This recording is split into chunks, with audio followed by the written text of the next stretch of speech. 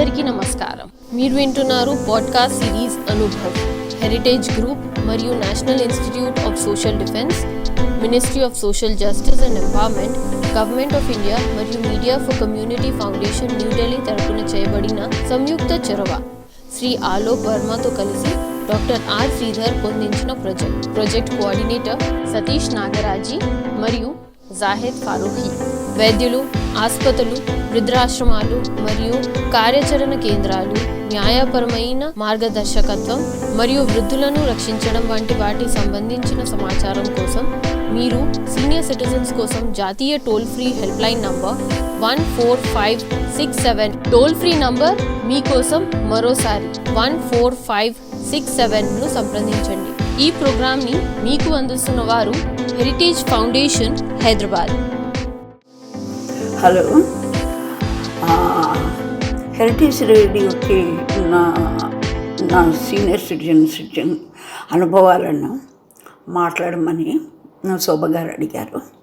So దాని గురించి మాట్లాడదామని అనుకుంటున్నాను.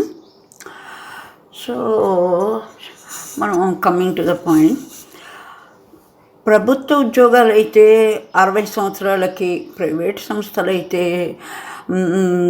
లో పనిచేసే వాళ్ళైతే 60 to 70 లోపల ఉద్యోగం విరమణ చేయవలసిందే. పదవీ విరమణ చేసేటప్పుడు కొంత డబ్బును మొత్తంగా ఇస్తారు. ప్రభుత్వ సంస్థలు అయితే పెన్షన్ అని ఉంటుంది. పదవీ విరమణ చేసేటప్పటికి ఉండడానికి ఒక ఇల్లు, కొంత సేవింగ్స్ చేసుకుంటాం. పిల్లలు వాళ్ళ కుటుంబాలు, వాళ్ళ బతుకులు చూసుకుంటూ ఉంటారు. ఇది మన కుటుంబం యొక్క వ్యవస్థ. ఎక్కువ సంపాదనలు కలవాళ్ళైనా, తక్కువ సంపాదనలు కలవాళ్ళైనా ఈ అనుభవం ఒకటే. తర్వాత రిటైర్ అయిన తర్వాత ఏం చేస్తాం? గబగబా 4 పుణ్యక్షేత్రాలు పరిగెత్తుతాం. అప్పటిదాకా ఏం సెలవులు ఉండవు కాబట్టి స్థిమితంగా 4 చూసొద్దండి అని బయలుదేరుతారు. అయిపోతుంది. ఆ తర్వాత సరే, అబ్బా వాళ్ళు చేసిన నవల బాగుందో, లేకపోతే వీళ్ళు చేసిన ఆధ్యాత్మ రామాయణంలో వాళ్ళు ఇది రాశారు, చాలా బాగుంది, వ్యాఖ్యానం రాశారు, చాలా బాగుంది, అది చదువుదామను. లేకపోతే ఇంకేదో సంథింగ్ మీకు తోచినవి, మానసికవేత్త ఆయన ఎవరో రాశాడు, చాలా బాగుంది ఆ బుక్, దాన్ని చదువుదామను చదువుతారు. ఇంకా సరే, మనకు ఉండనే ఉంది మెయిన్ అట్రాక్షన్ టీవీ, సినిమాలు, పాలిటిక్స్, ఇవి మనకు ఎలాగో ఉంది. పొద్దుగుక్కులు నడుస్తూనే ఉంటుంది. కానీ ఇవన్నీ చేస్తాం. కానీ రిటైర్ అయిపోగానే మనం ఏం చచ్చిపోం కదా, బతుకుంటాం. ఇంకా 20 సంవత్సరాలు బతుకుతామో, 30 సంవత్సరాలు బతుకుతామో మనకు తెలియదు. సో మనం ఏమిటి చేస్తాము ఈ లైఫ్ అని మన లైఫ్ టైంలో ఎప్పుడు ఆలోచించాం. మనకి ఆ టైంలో, ఆ పీరియడ్లో మనం ఏం చేస్తాం? సరే, పొద్దున్నే లేస్తాం, దేవుడికి పూజ చేసుకుంటాం, ఇంకా ముందరగా మెలకు వస్తుంది. రిటైర్ అయిపోయిన తర్వాత ఇంకా ముందరగానే మెలకు వస్తుంది మనకి. లేస్తాము, కూర్చుంటాము, అటు ఇటు తిరుగుతాము, దేవుడి పూజ చేసుకుంటాము, సరే అది అయిపోతుంది. బ్రేక్ఫాస్ట్ చేస్తాం, అది అయిపోతుంది, ఆ టీవీ చూస్తూ కూర్చుంటాం. కానీ మనము రిటైర్ అవ్వకముందు మనం ఏమిటి, రిటైర్ అయిపోయిన తర్వాత మనం ఏం చేద్దాం? మన హాబీస్ ఏమిటి? మనం దీనిలోనూ ఒక దాంట్లో మనం కేంద్రీకరించాలి మన మనసుని. లేకపోతే ఈ మనసు అనేది పరి విధాలుగా పోతూ ఉంటుంది. అది మనల్ని ఒక చోట నిలకడగా నిలవనివ్వదు. సో అప్పుడే మనం ఏర్పరచుకోవాల్సింది. రిటైర్మెంట్ బెనిఫిట్స్ కోసం మనం ఎలా చూస్తామో అలాగే మన రిటైర్ అయిపోయిన తర్వాత మనం ఏం చేయాలని కూడా ఆలోచించుకోవాలి. సరే, అది అయిపోయిన తర్వాత పర్వాలేదు, మనం ఆలోచించుకోలేదు అప్పుడు. ఎందుకు అంటే పొద్దున్న లేచిన నుంచి పరుగులు, టైం లేదు, పిల్లల్ని చూసుకోవాలి, వాళ్ళకి ఇంజనీరింగ్ సీట్ వస్తుంది లేదు, మెడికల్ సీట్ వస్తుందో లేదు, వాళ్ళని వెళ్ళాలా, అది వెళ్ళాలా, ఇదే ఆలోచన మనకి. సరే, అప్పుడు ఏం చేయలేకపోయినాం, రిటైర్ అయిపోయినాం. రిటైర్ అయ్యే ముందర ఉద్యోగం చాలా కొంచెం పెద్దదిగా ఉంటుంది. అప్పుడు బాధ్యతలు వేరుగా ఉంటాయి. మరి చేయలేకపోయినా. తర్వాత అయినా మన రిటైర్ అయిపోయిన తర్వాత హాయిగా కూర్చొని మనం ఏం చేయగలం? సంస్కృతం నేర్చుకోగలమా? లేకపోతే తెలుగు వాంగ్మయాన్ని మనం నేర్చుకోగలుగుతామా? తెలుగు చదవడం వస్తుంది, తెలుగు చదవడం కాదు, ఆ వాంగ్మయాన్ని మనం అర్థం చేసుకొని మనం ఎంజాయ్ చేయగలుగుతామా? ఏం చేయగలుగుతాం మన రిటైర్మెంట్లో? లేకపోతే ఒక ఆర్ట్కు ఇదవుదామా? లేకపోతే చక్కగా మ్యూజిక్ ఏదన్నా మనం పాడే స్థితికి మనం తెచ్చుకుందామా?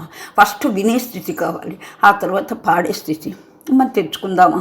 ఏమిటి, అయ్యో 60 ఏళ్ళు అయిపోయిన తర్వాత ఏం పాడతామండి, ఏం చేస్తామండి అని అనుకుంటారు. కాదండి, మీకోసం మీరు చేసుకుంటున్నారు. ఎవరి కోసమో చేయడం లేదు. కానీ సీనియర్ సిటిజన్స్ కూడా బయట అవకాశాలు చాలా ఉన్నాయి. తర్వాత అదే కోవకి చెందిన దాన్ని నేనండి. నేను నా చిల్డ్రన్కి హెల్ప్ చేశాను, గ్రాండ్ చిల్డ్రన్కి కూడా హెల్ప్ చేశాను. వాళ్ళంతా పెద్దవాళ్ళు అయిపోయినారు. ఏదో ఇప్పుడు రెస్పెక్ట్, సలహాకు మాత్రమే మనం, అంతేకాని నా యొక్క హెల్ప్ వాళ్ళకి అవసరం లేదు. సో తర్వాత మా మదర్లా కూడా ఉన్నారు. ఆవిడకి ఓల్డ్ ఏజ్ వచ్చింది. నాకే 70 ఏళ్ళు వస్తే మరి ఆవిడకి రాదా? సో ఆవిడకి హెల్ప్ కావాల్సి వచ్చింది. ఆవిడని చూసుకునే అవకాశం నాకు కలిగింది. మా అత్తగారిని ఓల్డ్ ఏజ్ హోమ్లో పెట్టి ఏదో వరగబెట్టాలన్న ఆలోచన నాకు లేదు. సో అది తర్వాత మాట్లాడుకుందాం దాని సంగతి. మా పిల్లలు అమెరికాలో, సహజంగా మనం చెప్పే విషయం బయట వాళ్ళకి చెప్తాం. మా పిల్లలు అమెరికాలో ఏదో కాకపోతే అమెరికా కావచ్చు, ఐరోపా కావచ్చు, ఇంగ్లాండ్ ఎక్కడో మా ఇతర దేశాల్లో ఉన్నారు. ఇప్పటి వరకు మాకు ఉద్యోగాలతోటే సరిపోయిందండి, వీలు కాలేదండి వెళ్ళడానికి. రిటైర్మెంట్ కోసం ఎదురు చూస్తున్నాము.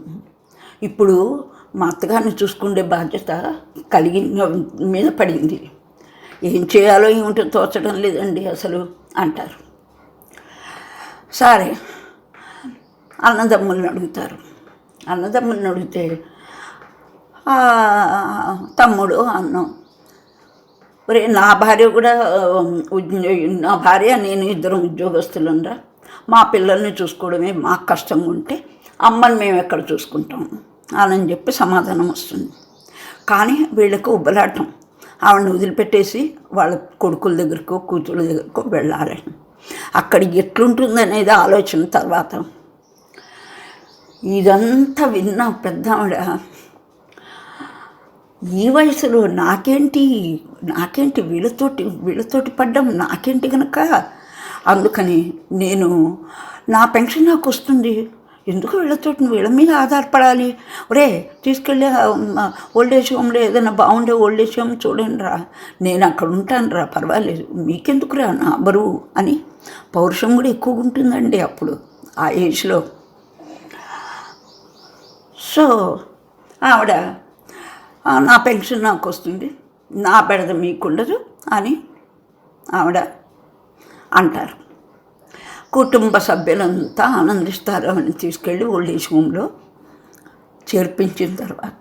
ఎందుకంటే వాళ్ళు ఎక్కడికంటే అక్కడికి వెళ్ళచ్చు, ఎక్కడికంటే అక్కడికి చేయొచ్చు. అందుకని పాపం ఆ కుటుంబ సభ్యులకి ఇదే పరిస్థితి మనకు కూడా పడుతుంది అని చెప్పి ఎప్పుడు ఆలోచించలేదు, ఊహించరు కూడా. ఎందుకంటే మనకి డబ్బు ఉంది, ఇంకా ఓపిక ఉంది, అన్నీ ఉన్నాయి కాబట్టి మనం దాని గురించి ఆలోచించం. ఇక్కడ చిన్న సవరింపండి. సో ఇప్పుడు ఆవిడ అత్తగారు కనుక, పెద్దవాళ్ళు కనుక, వాళ్ళు ఒక రకంగా ఒక హాబీస్, వాళ్ళ హస్బెండ్ వాళ్ళు పెద్దవాళ్ళు అయ్యే లోపల వాళ్ళ హాబీస్ వాళ్ళు ఏర్పరచుకున్నట్టయితే, ఇప్పుడు వీళ్ళు వదిలిపెట్టేసి నన్ను దీంట్లో వదిలిపెట్టేసి వెళ్ళిపోతారు, ఇది మన ఓల్డ్ ఏజ్ హోమ్లో వదిలిపెట్టేసి వెళ్ళిపోతారు అనేటువంటి బాధ ఉండదు. ఎందుకంటే ఆవిడ సొంత డబ్బులు ఆవిడకున్నాయి. ఆవిడకి ఏమిటి సపోర్ట్ కావాలి? సపోర్ట్కి ఎవరినైనా పెట్టుకోవచ్చు. అసలు సపోర్టే ఆర్ట్స్ అండి. Arts is the best supports అండి అన్నిటికంటేను. మన హాబీస్, మన arts is the best supports. So అట్లా కనుక పెద్దవాళ్ళు అనుకుంటే వాళ్ళకు ఒక మనస్థైర్యం ఉంటుంది, ఒక రకమైన ఉత్సాహం ఉంటుంది. నలుగురితోటి కలుస్తూ ఉంటారు, నలుగురితోటి పోతూ ఉంటారు, నలుగురితోటి మాట్లాడడం ఉంటుంది. మన మీద మనకు ఒక రకమైన గౌరవం, ఒక ఆత్మస్థైర్యం ఏర్పడుతుంది. అది అది అది మనం చెయ్యాలండి. అది చేస్తే ఇప్పుడు మనం ఈ ఓల్డేజ్ హోమ్లకు వెళ్ళడం చేయడం ఇట్లాంటివన్నీ అవసరం లేదు. సో హాబీస్ మీద కాన్సన్ట్రేట్ చేస్తాం అనుకోండి, మనం నలుగురితోటి మాట్లాడుతుంటాం, చేస్తూ ఉంటాం కాబట్టి జ్ఞాపశక్తి పెరుగుతుంది, ఒంట్లో శక్తి పెరుగుతుంది, అన్ని రకాల ఓల్డేజ్ ప్రాబ్లమ్స్ ఉండే ప్రాబ్లమ్స్ అన్నీ తగ్గుతాయి, మన లెవెల్స్ రీడింగ్స్ అన్నీ బాగుంటాయి. సో నేను ఆ విధంగా చేశానండి.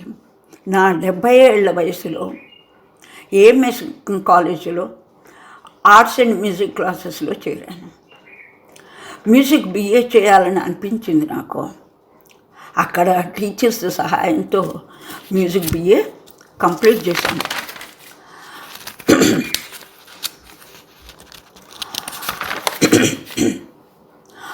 ఆర్ట్ కూడా ఒక పద్ధతిలోకి వచ్చింది. గ్రూప్ ఎగ్జిబిషన్స్లో పాల్గొంటున్నాను.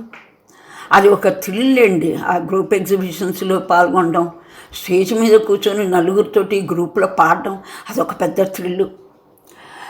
ఇంకా అందరం కలిసి ఆయన కబుర్లు చెప్పుకుంటాం, ఫోన్లలో మాట్లాడుకుంటాం. అసలు నాకు ఇంట్లో వాళ్ళు ఎంత బిజీగా ఉన్నా కూడా నేను మాత్రం నా జీవితం ఏంటో, నా ఇదేమిటో నేను ఏర్పాటు చేసుకున్నాను. రీసెంట్గా మా అత్తగారు పరమపదించారు. నా పాటలు ప్రాక్టీస్ విని ఆవిడ ఎంతో మురిసిపోయేవాళ్ళు. ఏది కొత్త నేర్చుకున్నానో అది పాడి వినిపించేదాన్ని, నాతో పాటు పాడేవాళ్ళు ఆవిడ. ఏ కొత్త బొమ్మ గీసినా కూడా ఆవిడ చేతిలో పెడితే బాగుందో బాగలేదో, లేకపోతే ఇది ఇక్కడ ఏదో మిస్టేక్ ఉందమ్మా అని చెప్పేవాళ్ళు. సో నిజంగా నా మ్యారేజ్ అయిన దగ్గర నుంచి నాకు ఒక సపోర్ట్గా నిలిచారు. అలాంటి మా అత్తగారు కామేశ్వరి గారికి నమస్కారం.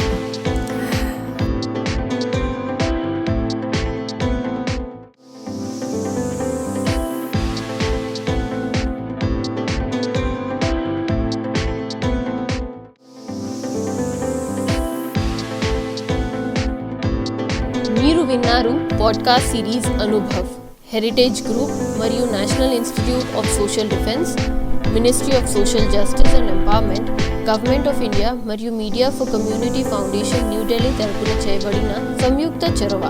శ్రీ ఆలోక్ వర్మతో కలిసి డాక్టర్ ఆర్ శ్రీధర్ పొందించిన ప్రాజెక్ట్ కోఆర్డినేటర్ సతీష్ నాగరాజీ మరియు జాహెద్ ఫారూఖీ.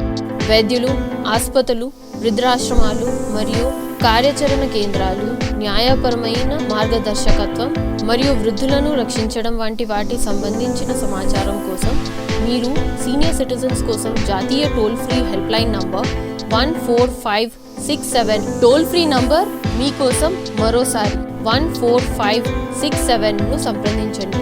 ఈ ప్రోగ్రామ్ని మీకు అందిస్తున్న వారు హెరిటేజ్ ఫౌండేషన్, హైదరాబాద్.